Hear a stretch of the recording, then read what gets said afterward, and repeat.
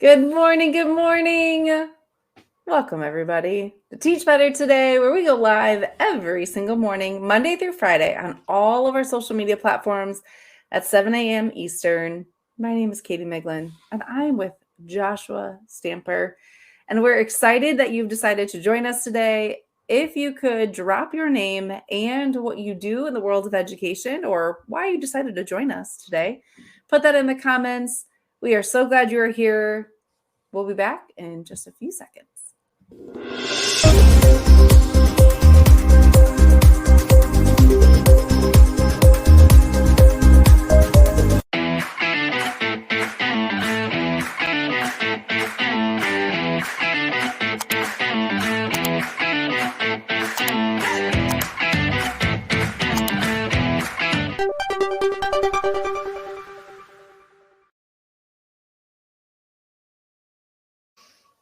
Good morning.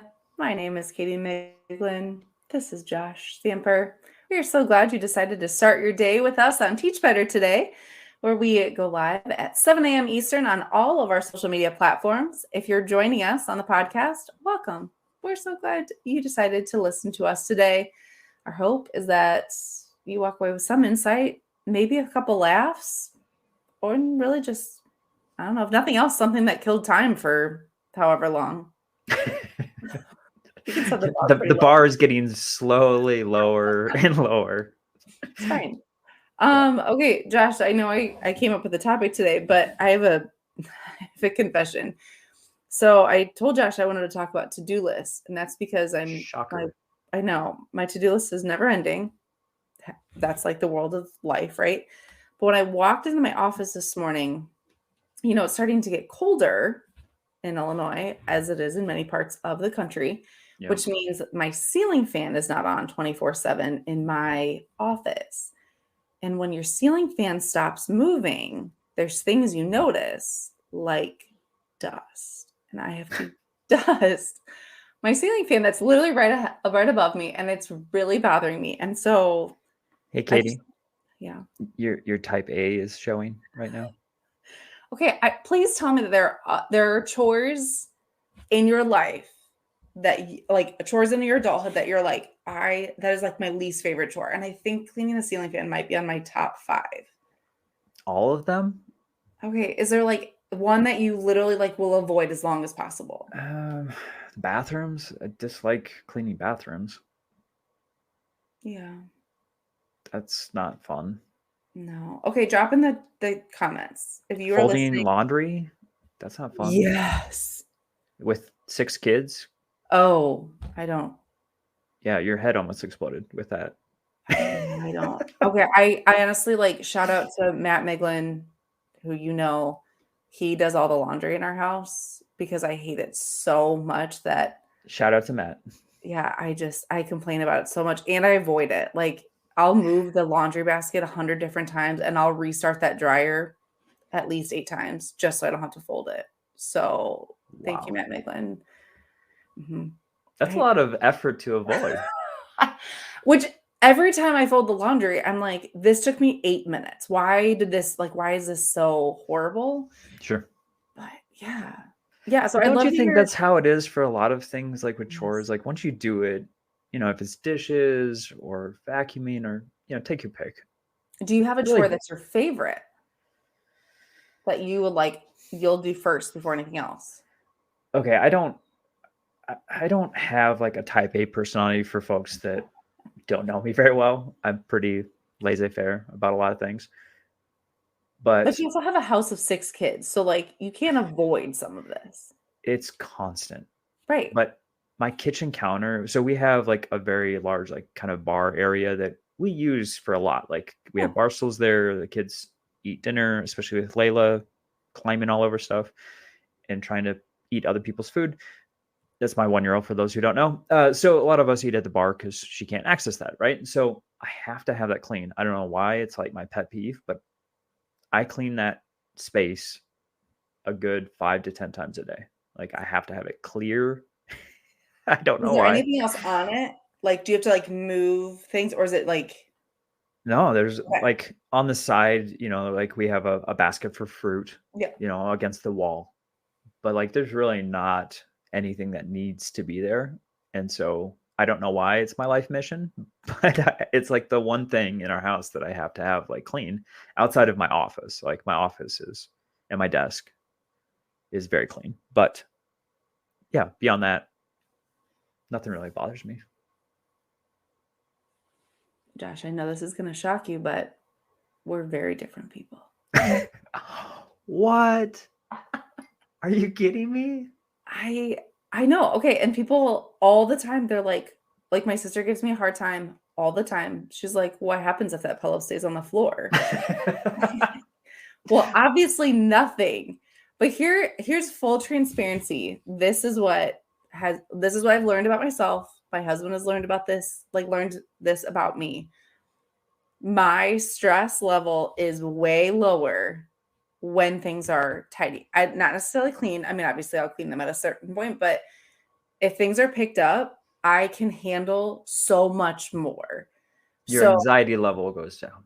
yeah, so it's like, sure, I can combat it and like let the mess happen, but then you're all gonna deal with me, and I can try to combat my emotions as much as possible, but like when I was in the classroom and it was like, the weeks that are really long, parent teacher conference week, whatever those like weeks are throughout the school year, I knew that no matter how hard I worked at maintaining a level emotion, that Yep. if I came home and the house was a mess, that was like immediately going to set me off. And for right or wrong, I know it's like a problem, but like, so I've just accepted. It's like, Right. I'm going to spend 30 seconds putting something away because it'll help me in the long run. And so that's my issue. I feel like I live with someone that's very similar to you in my wife. So most of the time I clean not for my own anxiety level, but for hers. Yes. So I get you, Matt Miglin, if you're out there listening. I feel you, brother. I'm with you 100%. Yes. He has learned. He has learned the hard way, unfortunately. Okay, but that goes back to my question. Is there a chore that you will pick to do first over anything else?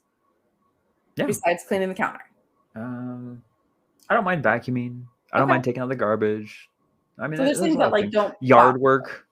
I don't mind yard work, like mowing the lawn and doing that kind of stuff. I Okay, actually kind of like it because it's quiet. that's what I was just gonna ask. Does Leslie also mow the lawn? No. Okay, so this is like a conversation in our house as to who's going to go out and mow the lawn because it's like 45 minutes of uninterrupted time. So you mow the lawn? Oh, all the time. All the time. Mm-hmm. Interesting. And yeah. Oh, I'm down for good yard work because I'm out of the house and I don't have to deal with anyone else because I can't hear you. I just throw on my my earbuds and yeah, good to go. Yeah, our neighbors all think it's hilarious because like we tag team all the time. Like we'll go back and forth. Mm-hmm. And finally I was like, yeah, it's just because whoever wins the battle of who gets out of the house. Who can run out to the lawnmower fastest? Like okay, so obviously you guys know I'm like super pregnant now, but there was a really hot day in August and I was just tapped out. I knew my I was like, I'm having irrational, I'm like being irrational about dumb things. And I just knew I needed to like sweat it out. But obviously I can't like go for a run. So I was like, I'm gonna go mow the lawn. That's what will get me. It was like 110 degrees, like heat index. And so I like got my shoes on and I got ready. And Matt looked at me. He's like, "What are you doing?" I'm like, "I'm gonna go out and mow the lawn, like weed and stuff."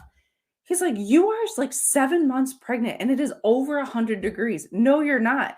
And like Matt doesn't say like a hard no on many things, but he like stood in front of the door and I was like, "I'm calling my mom." He's like, "Okay." Of course, my mom told me no. Then like, every person I asked, they're like, "Absolutely not. Don't be dumb." But I was like, "Come on, I just wanted to sweat."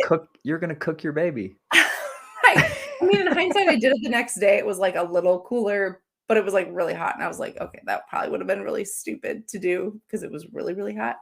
But like sometimes you just need to like zone out. And I get that, but 110, come on. I know it was kind of stupid. And but again, I was you're kind of pregnant. It's true. There's a human inside you. This is true. This is true. You're all good points. All right. Okay. I really want to know though, because whether you're type A or not, to-do lists are a thing right now. This time of year, I feel like teachers are teachers, admin, anyone in the education world, like the to-do list is real long. So let's dive in to what that looks like. Are you ready? I guess to-do lists are tough. Okay, let's do it. Okay.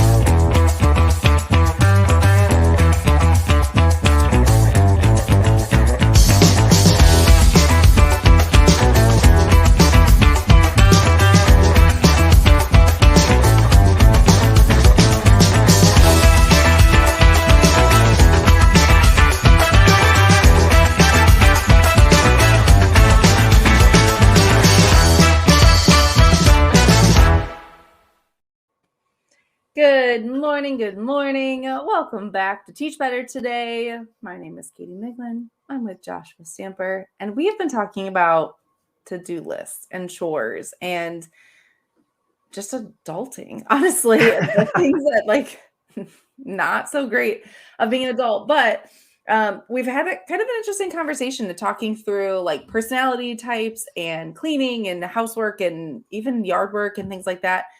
But it's inevitable. It is October. No matter when you started your school year, your to-do list has got to be super long. I feel like that's all I see on social media is teachers just feel like they're barely holding their head above water at best. And it's a part of life, right? It's kind of that time of year. I know we feel it on our team. Our team is traveling a lot, lots of big projects happening. So it just seems to be like the fall brings in like the summer is over, the vacations are over, and now people are in the thick of whatever jobs they have. And so I just kind of want to talk through that because it's such an overwhelming feeling. I honestly, this is like one of the first falls I feel like I've really enjoyed because typically in the classroom, fall for like the school district I was in, it was parent teacher conferences, it was quarter ending grades, it was the Halloween parties or fall parties or all the things. Like it just seemed like there were so many things that took time away from task completion. And so if you are someone that is struggling, we are here to support you, hopefully give you a couple tips and tricks on how you can navigate this. I know Ray and I weeks ago had a conversation about like, how do you organize your to-do list? But Josh, I would love today to talk more about like your headspace. How do you get in the right headspace to navigate being that overwhelmed feeling where you're like, I am so overwhelmed, I can't do anything. Mm-hmm. So can you please tell me you can relate? This is not just oh, yeah. And I know we had talked about like personal life, and I was talking about like being laissez-faire, like at home. But as an administrator, I had a very different look on things, and I definitely had a to-do list, and I definitely had like my office was clean at all times. Like it drove me crazy. I guess maybe that's where the kitchen counter comes from. It's like my desk at work. But yeah, I was just kind of like having flashbacks of this time of year because when school starts, it's fun. You're excited to see everybody. There's not like a ton as far as like for an administrator, student discipline and stuff. There's things that pop up here and there, but like right now, like it's getting for real, and you're in the thick of it. Right now too, in school, like at least in Texas, like a lot of ARDs are going on. There's a lot of meetings. The Red Ribbon Week, holidays, like you said, like there's just like a lot that starts to happen in the fall where it's just like bang, bang, bang. And I always tell like new administrators on my podcast, and then here is like, to-do lists are great, but you have to have the mindset of walking in that you may not touch that to-do list at all. And you have to be okay with it. So, for myself, I always felt way more productive in the mornings. And so for kind of like a hack for myself personally, and I don't think this is for everyone, but I would come in a good at least 30 minutes, sometimes 45 minutes early before anyone else was in the building, because I knew, one, I wasn't going to get interrupted, and two, my principal back in the day when I was a teacher, becoming an administrator, always talked about eating your frog. And I never understood what he's saying about that. And he would say it constantly to other people within the admin staff. I was like, what in the world? And I guess it came from a book, but what it meant was like just getting the icky bad stuff out of the way as early as possible. So if that was like having to call a parent that you really didn't want to, or having a task on your to-do list that you were just kind of dragging your feet, maybe it's like documenting student behavior or whatnot, to get that done right away, do the bad thing, and get it out of the way so you don't have to worry about it for the rest of your day. And it was like eating your frog, Yeah. because no one wants to eat a raw frog, right? So No. the imagery is pretty disgusting. However, the point of it being was something that I could connect with. And so as far as like anxiety level, or like something that you just felt like was on top of your shoulders all day, Mhm. it That just, weight. yeah, the weight of it, it was just so much better. Just kind of like rip that Band-Aid off, get it done, knock it out, feel good.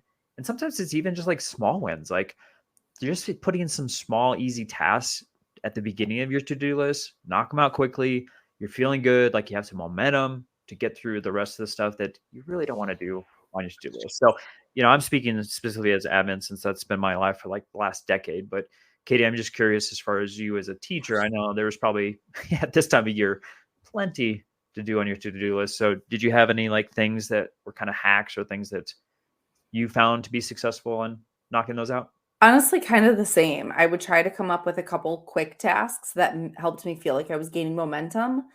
But I did, someone a long time ago said, always start with your longest task, which I didn't necessarily agree with, because depending on how much time you have, that could feel very daunting. But I did always try to like kind of decide what's a simple task that will take me less than 5 minutes, so that I feel like I accomplished something. And then also like, what's that looming task, that thing that's gonna take forever, or something I'm not looking forward to, and try to knock that out, so that at least like something that felt like it was going to be so much time would be off my plate. But yeah, I agree. You have to be in the right headspace. And there were days I loved getting to work early. Like I was the same, get there early, knock out things. In our district, our kids started an hour before I did. So I could like get them to school and then go and have plenty of time in my own classroom. But there were plenty of days that I was like, I'm in no headspace to be productive right now. And so those were the days that were hard, right? Because it's like you're like, I don't want to do anything. I don't want to be productive. I don't even want to look at this list. And so it is like, those are the days I felt like I would try to like, grab a coffee on the way to work, or maybe I would like find a playlist that I could jam out to in my classroom, or do the things that brought me joy. I know Ray has shared, like she would do the creative tasks on those days, like those, things that like tapped into something that she really enjoyed. But I would say like that is a hard thing right now to navigate if you are in the classroom, out of the classroom, wherever you're at. Like first check your headspace and say like, where am I at mentally, and what are things that I can realistically accomplish, because we know that there are tasks that might require a lot more mental stamina, and those aren't the things you want to take on the days that you're struggling. Find the things that bring you joy, whether you highlight them in your to-do list, or whether you drive smiley faces, whatever it is. But kind of decide that, every time you sit down to accomplish something, like where's my headspace at first, and then decide what your task is you're going to complete. And I am giving everyone permission, because I needed to hear this a lot. But if you come home at night and you're like, my headspace is in not a good place, it's okay to take some time off and detach yourself from school. Put on the Crime Junkie podcast, watch, whatever documentary you want, like just have a moment to like do whatever. Or maybe it's just be an intentional with your family, go out to dinner, make a, fun dessert or something. But like take a time away and just constantly like check in with yourself. Like, okay, am I in a better headspace to knock out one of these really small tasks? Sometimes I would just like grab my laptop and I'm like, I'm gonna only work for 20 minutes. And I would literally like sit down and set a timer. And I'm like, I'm gonna work for 20 minutes to get one thing off my plate before I go to bed, so I can sleep better tonight. But I think it like exactly what you said, it all goes back into really thinking about your thoughts and where you're at, because that getting to work early works for some people, but not everybody. Working before bedtime, a lot of people don't like that. And actually, I'm assuming I'll get some like mean comments, but that's what worked for me in my headspace. So like find what works for you and embrace it. And if you need something done for us, like by us, let us know. We're happy to help you. And we can, even if nothing else, just like give you a fun podcast to listen to, or a fun playlist to jam out to in your classroom before you get your day started. We're happy to help. But no, that's such a good like doing something quick, but also like doing something maybe you're not looking forward to. Those are such good tips, Josh. Yeah, I think prioritizing too, I always had a superintendent that would say this constantly of you got to, shoot the closest alligator to the boat. And the idea is like, especially, it doesn't matter if you're a teacher, a team lead, coach, administrator, whatnot. Like there are certain tasks that you absolutely have to get done on that day. And some things are 3, 4, maybe months away that you don't need to touch, Yep. and so, just looking at your list, prioritizing what is the absolute thing that I have to get done today, focusing on that instead of looking at the long, potentially scroll of to-do list that you have, and getting overwhelmed by that, maybe just kind of chunking it based on the day and when it's due, and knowing like kind of the time limit that you have with that. And so for myself, I know if I looked at it as the grand scheme of things, like on my board of what I had to get done, it was just overwhelming, and I'd start getting anxious and feel like I was just a horrible educator, administrator. But if I could just like look at a couple things that I knew I had to get done on that day, one, I felt successful, but then also I didn't feel the same anxiety over the tasks that could potentially be there if I saw the entire board. Yeah, so I think that's a great tip we can leave you with today. Look at your super long to-do list. Maybe it's not that long. Good for you. But if it's super long, look at it. And on a Post-it note, which is much smaller, write 2 to 3 things that you have to get done today or tomorrow, and put that on your desk wherever you're at, whether you're a coach, teacher, admin, whoever. But take one Post-it and kind of narrow down your to-do list on things that you plan on accomplishing today, so that you can kind of set the anxiety aside, but be focused and still be productive. I know I just literally did it this morning for myself. So hopefully that works for you. But we hope that you continue to kind of just navigate and be mindful of where you're at in your headspace, because we know that there are quality educators all over that are feeling overwhelmed this time of year. We are here. We support you. We want to, be there for you. So please let us know if there's anything we can do. Please reach out. But Josh, I love this topic. This was good. And it was really good for me to get focused, especially now that I have to go clean the ceiling fan. Meet with Katie Miglin. Check. Done. I got something off my to-do list. Yay! It took you a while to find that piece of paper for the record. I know. It's because your desk is I actually cleaned. Yeah, I was going to say, I cleaned it and then I can't find anything I put. Yes. That's the story of my life too. It's like I actually put something away and I don't remember what that looks like. When you try to hide it from the kids too, and then it's too good of a hiding spot and you'll never find it again. Like gifts. Does anyone else do that where they hide gifts? Anyway. How about chocolate? That's when you need it and you can't find it. But then when you find it, it's so glorious. If you find it, not too long after. Right. A year later, you're like, oh, I don't want to eat that anymore. I would still eat it. Oh my gosh. Okay. We need to end this We need to end the show as soon as possible. All right. Thank you so much for joining us on Teach Better today. We hope that you have a wonderful day, whether you find your old chocolate or just accomplish something on your to-do list. Thanks for joining us, and we'll see you next time. Hey, Teach Better community. Thank you so much for joining the Teach Better Today morning show every single weekday at 7 a.m. Eastern. We have so many resources for you outside of this live stream at teachbetter.com, including blogs, podcasts, and professional development that will bring our team to your school. Wherever you are listening from this morning, please make sure you are sharing and celebrating the incredible educators in this world. And hey, if you are listening over on a podcast to Teach Better Talk, we would love a 5-star review. The comments are always so entertaining. We'll see you tomorrow.